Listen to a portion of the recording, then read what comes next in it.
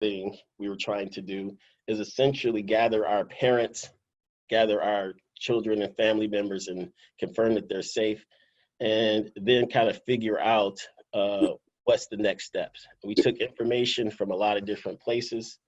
We took it from media, we took it from friends and family, we took it from local frontline workers, and we listened to what was happening to the disease around us, and for good reason. There's a lot of things happening in 2020 that I have never seen before. No one on this call has ever seen before, and we're all kind of left to, guess what's going to happen next. But to be honest, it's always been this way, right? It's always been this way in which you are not going to know what happens next. You're not going to know what parking spot you're going to get. You're not going to know what you're going to catch on an elevator. You never were going to know exactly what was going to happen to you or your loved ones. So in some sense, I'm trying to use this moment to settle the business owner crowd to a point of saying, what is it I'd have to do anyway and to still do it now? And that's really what this is about. You could say that this is the same presentation I would have given last year. I just feel like now is a time to do it because one, people are at home on Saturday at 10 o'clock. They don't mind clicking on the Zoom, but also that there are going to be businesses that come out of this pandemic. And there's some businesses that did not survive this pandemic. The question is this the best time for your business? How is this time going to matter for you as a business owner? So who am I, right? I think the first question is kind of set the pace. Who is Dave Walker? What do I believe in? What are the things that matter to me? From that perspective,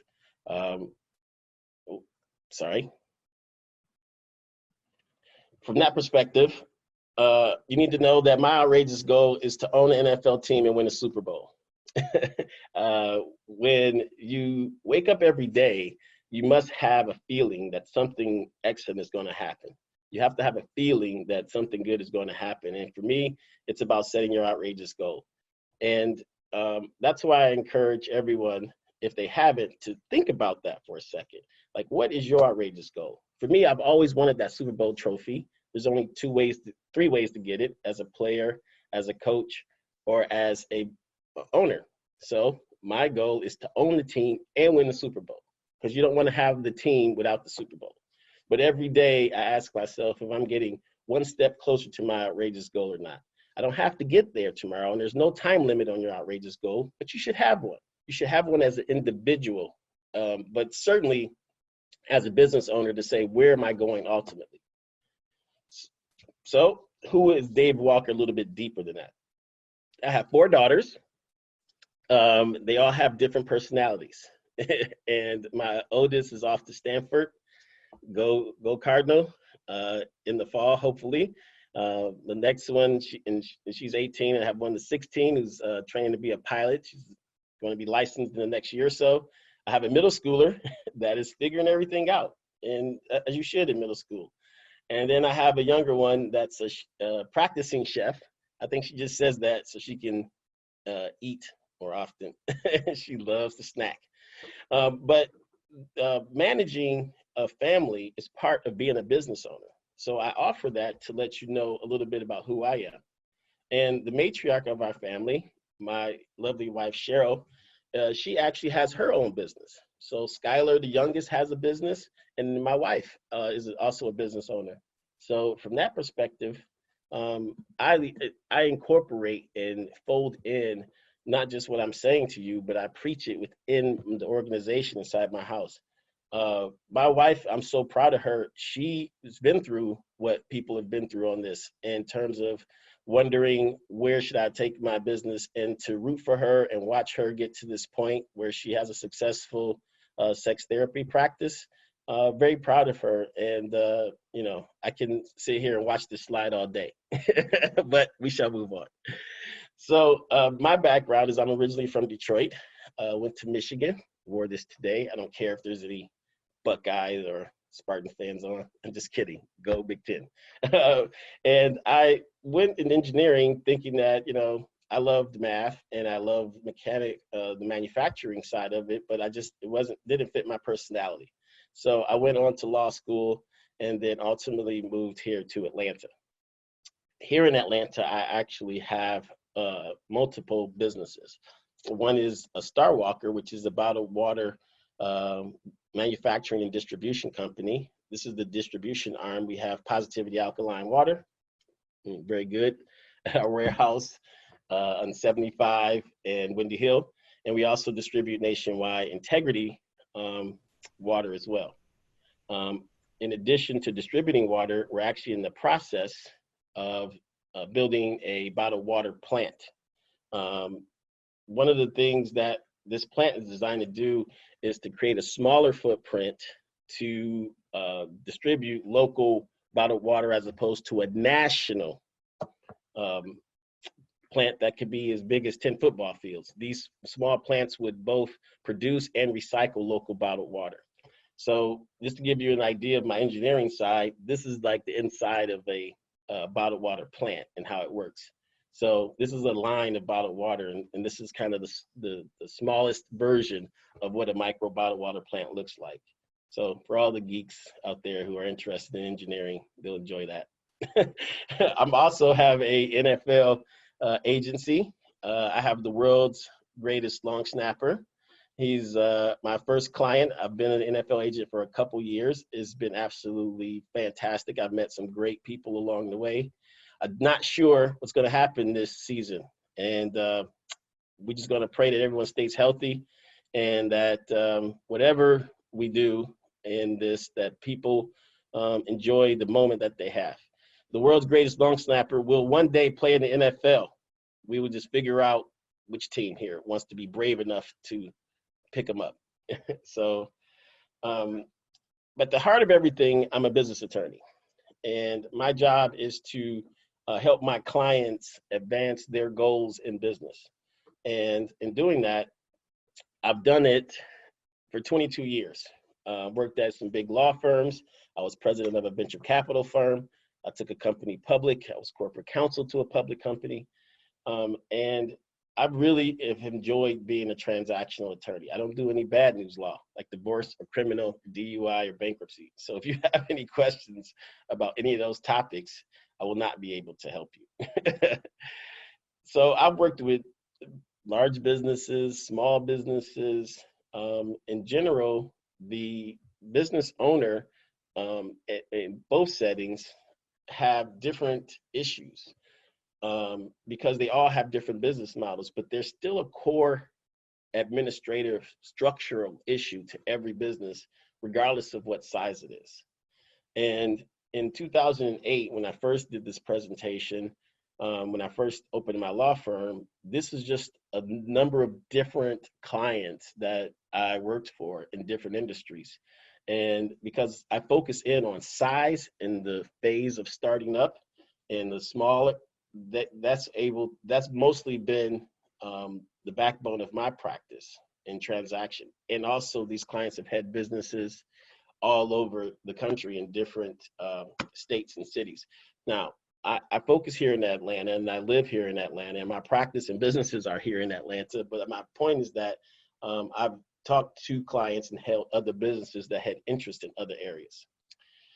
So now we move into the mentality, right? Okay, Dave, I get it. You're a family guy. I get that, you help business owners, but what does that have to do with me? I'll say this again as I start to ramp up the information in here. Please leave all your questions in the chat. Hey, Red, greetings to all. See, watching the chat. So if you have questions, this is the time at $3.95 an hour, and you're already 24 minutes into your hour. You guys are wasting money by not asking the business attorney questions, okay? So as we get into the mentality, you got to understand something about business owners. They flat out think differently. Only 2 to 8% of Americans make their money solely off of their business, and that means that there's not a lot of people like you people on the call. That's why 12 participants is a good number, because everyone's not built for being a business owner, and everyone's not ready to, really be able to spend the energy it's going to take to become a business owner. So I can't sell my legal services to everyone. I have a very small market of about 6 to 8% of Americans. However, 54% of Americans want to start their own business, right? They want to say, okay, what do I need to do to move from being an employee to being a business owner? And I'm here to talk about that gap. How do you get from the 54 to the 2 to 8%? Right? And what makes business owners different than the employees? Well, we have to look at our 24-hour schedule of a business owner. You're going to sleep for 6 to 8 hours, and you're going to have miscellaneous time for 2 to 4 hours. And that's just, eating, working out, things that are listed here. But we have 12 to 16 hours to make money. That's 12 to 16 hours. If you're not eating and sleeping, you better be making money or thinking of ways to make money. And we spend that time building relationships with customers and making sure employees are okay, talking to other business owners, networking, meeting other people. And that's the time that you need to make for your business. If you're an employee, you say, well, I have more time because I only work for 8 hours, right? So if I only work for 8 hours, I must have extra time. But if your alarm clock goes off at 6 a.m. and you have to be at work at 8 a.m., you've spent 2 hours thinking and doing something towards another occupation being your job. So even though you didn't get paid from 6 to 8, your mind was focusing in on your job from 6 to 8. So my point is that business owners wake up at 6 a.m. and start working and thinking about their business and go right to their computer and get to work, which means that if you're going to become a business owner, you must consider how you're allocating your time. You have to say, can I be a business owner based upon the time that I have in my day to do the things that I need to do and still work? If it's okay to work, but you need to know where you are. There's no such thing as a part-time business mogul. So in that 12 to 16 hours also, you have to be prepared for the risk and be risk tolerant, meaning that I know I'm going to take my time and I'm going to invest it in something that's going to, at one point, pay me back. That is a risk. That's a risk from you walking out and doing this and making sure that money comes back later. But your job is actually a risk as well. You're risking when you go that, hey, maybe my business won't go bankrupt tomorrow and I won't get fired.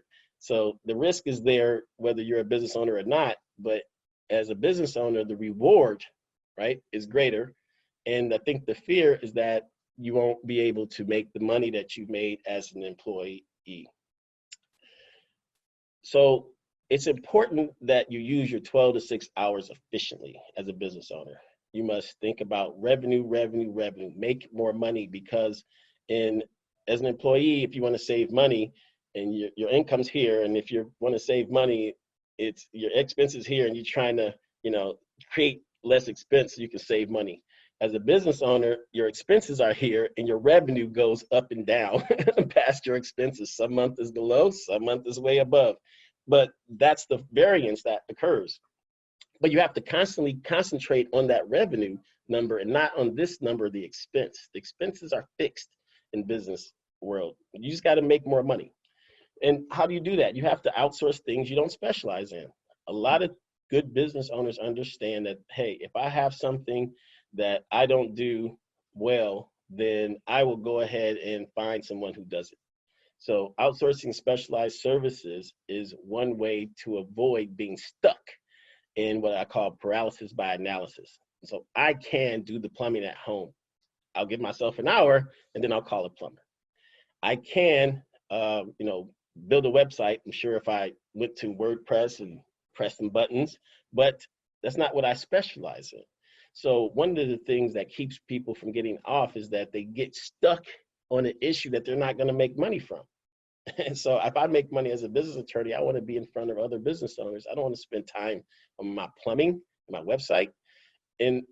So give yourself an hour and then don't be afraid to outsource.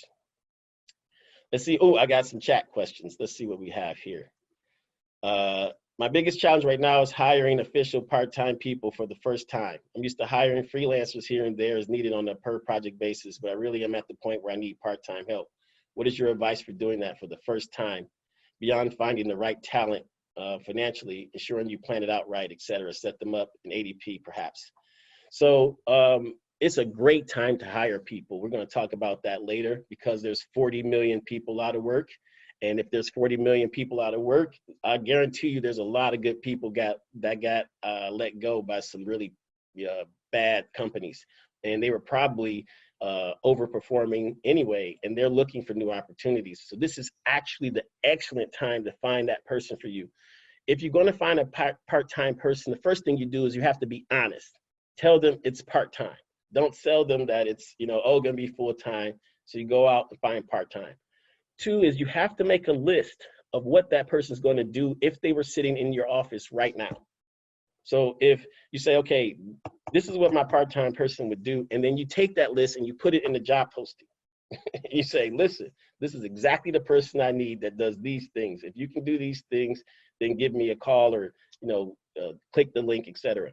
But you're going to need people to expand. And you've said it already. I've hired freelancers here and there, but if you have one person dedicated to your business, even on a part-time basis, it will allow you free time to get to where you have to go. Now, in terms of how do you pay them, you can first start simple and just treat them as an independent contractor for a short period of time. So suppose you say, hey, I'm not sure, I'm going to give you 30 days. You pay them, 20 bucks an hour, 10 bucks an hour, whatever you're paying them for the first 30 days. And you work on, okay, let me set up some payroll. You go out, talk to ADP or talk to your bank, or you learn payroll yourself. Some people do their own payroll. And you get to the point where you say, okay, I want to bring this person on. The key number that you have to worry about with employees, I believe, is 3 now. It used to be 5. But if you get past like 3 employees, you need to consider workers' compensation insurance. But don't worry, all the people you talk to in payroll will remind you of that. So that's probably the key thing. But you got to remember that the time that they're spending is going to free you up to go generate more revenue. So yes, you should be nervous, but guess what? You bring them on, even if you commit to them, you don't have to pay them all up front on the first day. You don't say, hey, I'm going to add a position and I'm going to pay you, $10 an hour and you're going to work, 20 hours a week and you're going to work for 3 weeks. So here's $600 on day one. No, you work with them, you pay, they get to the week, you pay them and you see how it works. But being honest and being open with the position is one of the things that you want to consider. So I'm going to go back to our presentation. Hopefully that answers your question, Andrea. But, do it. Hire somebody. Just try it. And I have another phrase, though. Hire slowly, fire quickly. If it's not working out, get rid of them. Like, okay, I thought you were a good part-time person, but turns out it doesn't really work. Get rid of them. And unfortunately, for any employees on the line, this is how your boss thinks. So if they feel like you're not performing, they're going to fire you. So you might feel comfortable in your position, but you don't know what somebody else is interpreting as comfortable. And I'm pretty sure you're sick of having people judge you that way. I'm pretty sure you're sick of people trying to give your value on their company.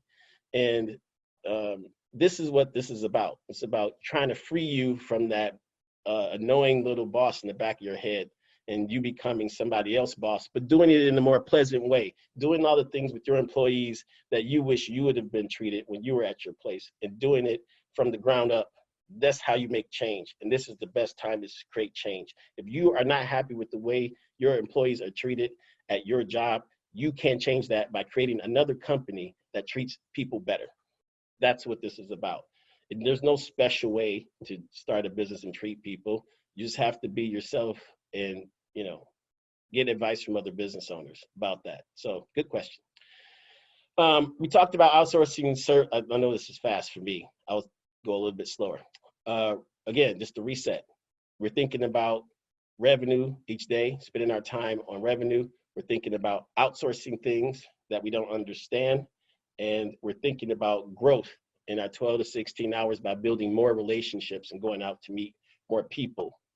The process for thinking is the key part to this business, and that's why we call it the business owner mindset. Is to keep your mind in a good place with your business. It is so easy to get distracted by all the things that could go wrong, and it's very hard to stay on topic. These Saturday sessions, the next one's July 11th, 10 a.m., tell your friends. These Saturday sessions are designed to encourage and promote people going out to stay focused on the things it takes to reset their mind. We have a lot of things happening as a business owner. You're thinking about the administration of your business. This is the thing that's common among all business owners, not just any specific industry. You're thinking about how the infrastructure is set up, and do you have all these appropriate things that go with owning the business and juggling all these plates at once. My job as the business attorney is to handle the things that are part of the structure and common among everything. Your job is to handle the actual business. So this organization is designed to give you more information and keep you motivated as a business owner. It's a safe place to be a business owner. Is it a bad idea to start a business but have that business be a side gig? I'm not ready to leave my current job. Don't put timelines on your outrageous goals. It's like jump rope. If you want to stand outside the jump rope and wait until the jump rope is the right speed for you, wait, because it takes so much time.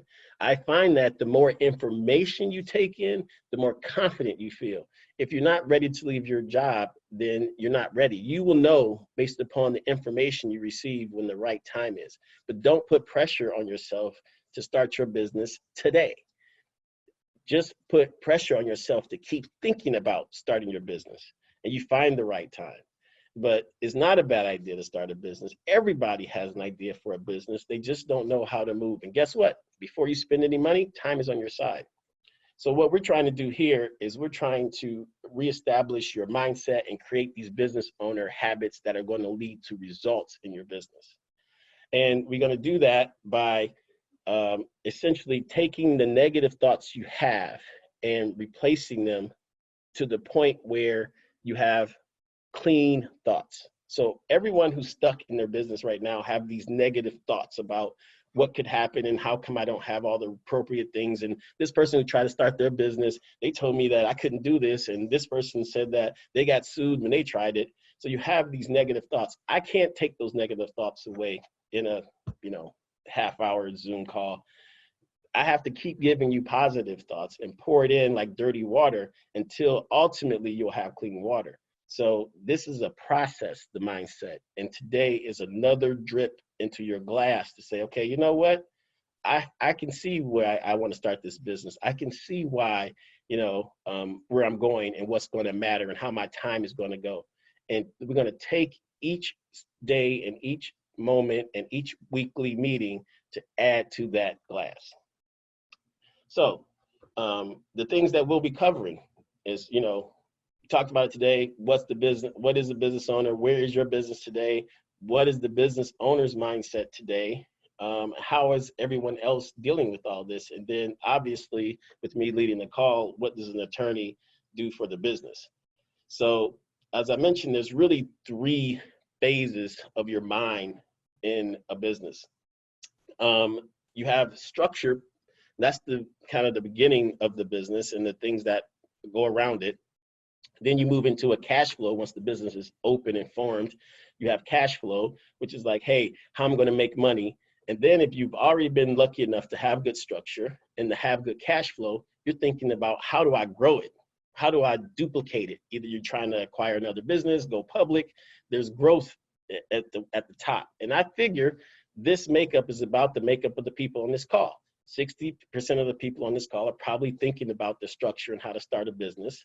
30% have already done all that and maybe been in business for another couple years. And then 10% is just like, yeah, I know all this, Dave.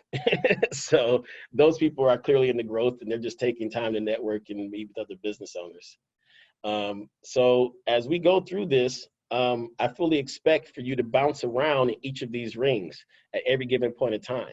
So even if you're in growth mode, I'm probably going to say something today that makes you going to question your structure. And even if you're in the structure mode, I'm going to say something that you're going to get excited about your growth one day.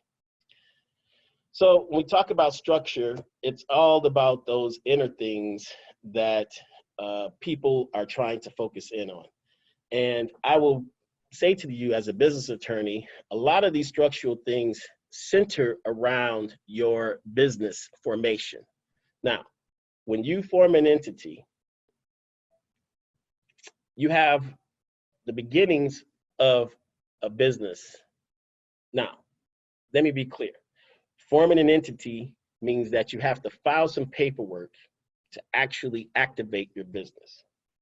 In the state of Georgia, the Secretary of State accepts paperwork from you that makes your business official. It's like the birth certificate for your business, right? And they say, okay, you want to start a business. The trade-off with the state of Georgia is you start a business, I'll give you protection so that the business now is separate from you. So now you have this separate entity that's separate from you, that if somebody actually sues that company, they can sue the company and its asset, but they can't sue you. So one of the options they give you is to form what's called a limited liability company, or LLC. We're going to give away a free LLC today, but we're going to talk about this going forward more as well. But the LLC allows you to get a EIN, which is like a social security number for your business. And now you actually have a separate breathing business. Even if you never sold anything, even if you don't have a website, even if you haven't gotten a domain name, even if those things have not happened, you still have a business once you form that LLC and EIN. And it shows up at the Secretary of State publicly. Now, the information that goes in it is, depends.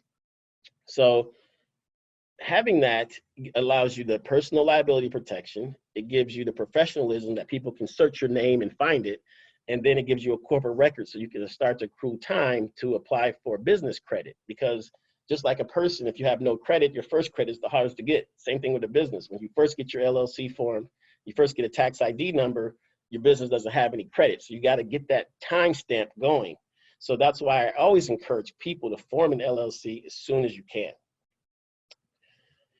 In the next phase of your business, it's really the cash flow. Like, what am I going to do to make my company, grow? What are some of the other options? Also on here is customers, right? You can always grow through natural organic revenue, but you're always thinking, like, how can I bring in more money for my business? And when you think about your business, you're also thinking about your suppliers, your distributors, your inventory. These are all things that vary depending on your business model.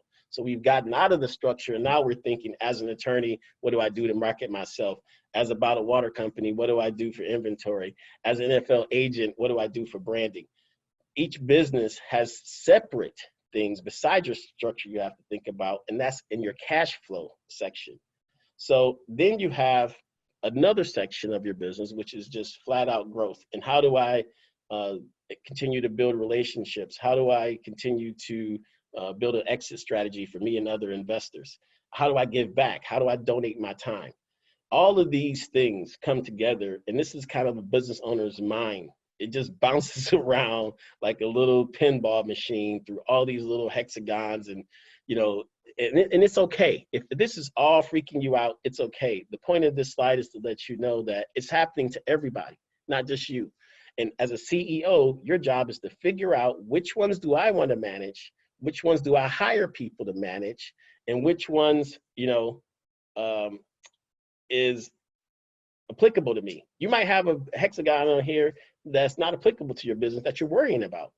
So my job as an attorney is to try to, split all that up, say, here's the things you care about, here's the things you shouldn't care about, and what's important going forward. And again, this organization, what I'm doing here on Saturdays, the next one's July 11th, by the way. July 11th is the next one, 10 a.m. We're going to come back here. We'll probably show the same slide. I'll probably go through the questions, and we'll go from there. Someone says the volume is missing. I'm going to crank up the volume. Can you hear me now? It should be nice and loud. Malik, this is where you shake your head. Yes. Okay. We're going to try to help you generate leads. We're going to try to help you advance your businesses, and we're going to have a business owner checklist that'll be able to judge where you are with all of your, hexagons and your plates that you're juggling, and really try to create, again, I say it again, a safe environment for you to start or keep growing your business. So at this point in time, I'd like to really discuss you guys. And I want to give you guys 15 minutes to talk a little bit about your businesses. So we're going to based upon the chat. Let's see if Red wants to talk. Francesca has had a question. Let's see here. Andrea had a question. Those are the three of the people I'd like to hear from. And just kind of tell us a little bit about yourself and where you're from. And if you're a business owner, the name of your business, what happened that was exciting for you this week, and go from there. So this is your chance to talk and spotlight. So I'm going to ask that Shar, our other co-host, go ahead and spotlight someone that you think is appropriate. I'm going to mute and let you take it from here, Shar. Yes? Sure. Andrea, would you like to go ahead and share with us what's your thoughts? Hello. Hey, can you hear me okay? Yeah, I think you have It's a little echo happening.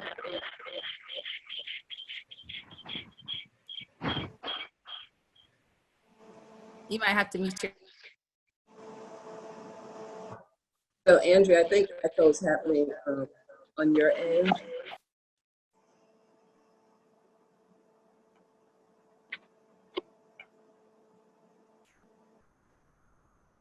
Francesca? Hey, Francesca, are you available? Can you hear me? Yeah, we can. How are you doing today? Oh, good. How are you?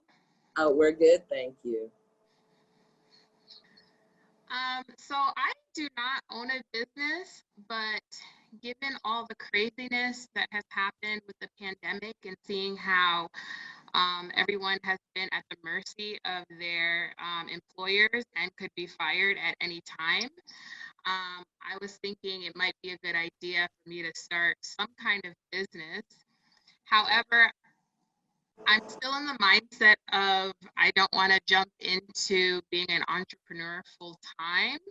I do want to keep my current job, so I was just kind of wondering if that was doable to just have something kind of on the side versus giving your full time and attention to it.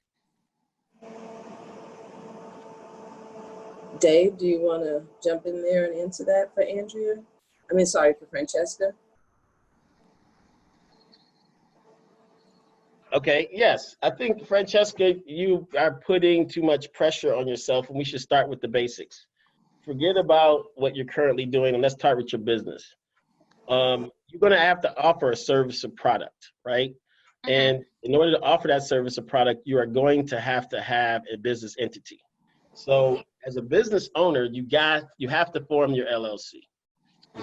You have to get a business started. Now, don't lose sleep over the name. The corporate name of your business can be whatever you want to call it.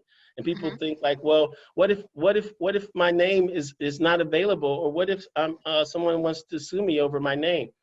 The name that you use, that you give to the Secretary of State, has no value. Okay, so like you can have a child and you can name your child Michael Jackson, and no one can stop you from doing that. But that child cannot grow up and sell tickets to go to a concert because his name is Michael Jackson, because that's a trade name being used. Same thing in the business. When you form your corporate entity, it can be whatever name. It can be Francesca Holdings or Francesca Enterprises. It doesn't have to be the name of your business later. So suppose you want to open up Francesca Cookies. It would be Francesca Enterprises LLC, doing business as Francesca Cookies. The first thing, or one of the early things you have to do to get your business started, is to get that LLC. And even if it just sits there, that's kind of going to start to dissipate some of the fear. Have you formed an LLC yet? No, I have not. All right. Well, congratulations. I'm forming an LLC for you. Oh gosh. No gosh. There's no oh gosh. There's no oh gosh. Malik will send you the paperwork and he'll get your information. But